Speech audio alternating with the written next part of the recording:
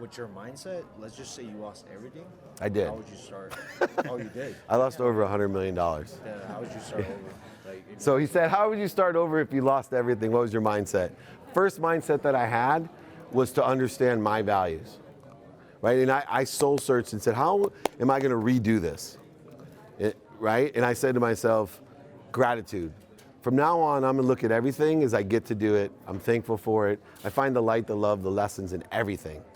I'm going to live a gracious life. 2, forgiveness. I needed to forgive myself. Can't give what I don't have. That's monetary as well. That's why I love still making a ton of money, because I love giving it. Right? I can't give it. I used Bezos earlier as an example. You know, you can say what you want, but he has more impact on this earth because he made a lot of money. $10 billion to the environment is going to have a great impact that most of us will never even be able to conceive, because he knows how to receive.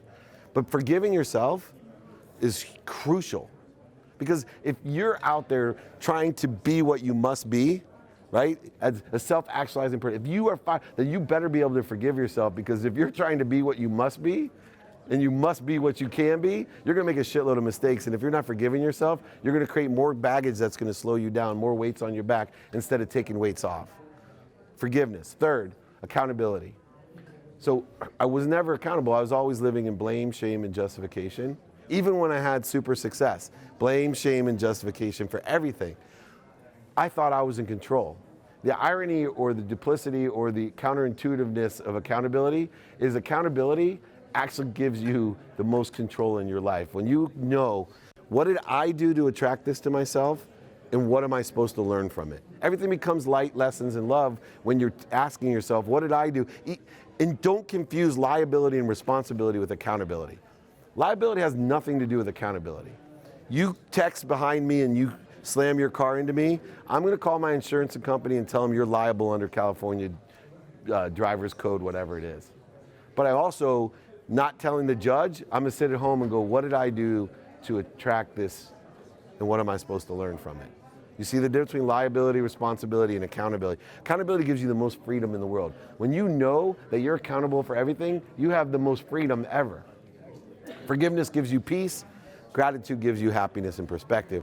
The last thing is that understanding of inspiration, not motivation. So I used to be a motivator. People say, oh, you're a motivational speaker. No, I'm not. I'm an inspirational speaker. I teach people to take weights off of their back, to clear the interference they have to the most powerful source of energy, light, love, lessons that exist. All of us are all not only connected to each other, which is what motivation is. I can motivate you, you motivate, but I change my perspective to over here. I look to see, am I inspired? Am I in spirit? Am I literally living the light so it can come through me with appreciation, forgiveness, and accountability to inspire you without talking?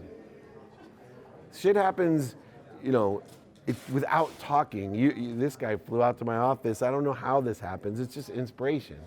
I'm in spirit. I'm moving and planting seeds under trees. I'll never sit under people. I'll never meet people. And it's perfect, because all I'm focusing in on is here. The analogy I gave earlier, because it's one of my favorite, is we were talking about life being a race, a conscious, subconscious, and unconscious race. And I used to work on being faster, stronger, and longer than everyone, right? I outwork.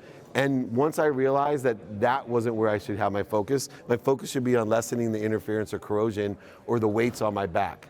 Because no matter how strong or fast or long you can run, you could take the world record holder in the marathon, and if he has 100 pounds on his back and I have 10 pounds on mine, I'll beat him. I'll beat him. And that's what we're doing. We're walking around with all this weight on our back, and we're creating more weight, more resistance, because we're putting time frames on things. Right? We're not enjoying the consistent, we're creating obstacles and voids and shortages and separation. I need to be right, I need to be offended, I need to be separate, I need to be anxious, frustrated, angry. All these different needs are just building more weight on your back, and meanwhile, I'm just throwing them off. And the older and the slower and the weaker I get, the more I'm walking more and more people. How's he out? How's he, you know, these kids, ask them, they travel the world with me, they can't keep up. They can't keep up. Ask Jake, he just got back from India with me. He can't keep up with me because I have less weight on my back.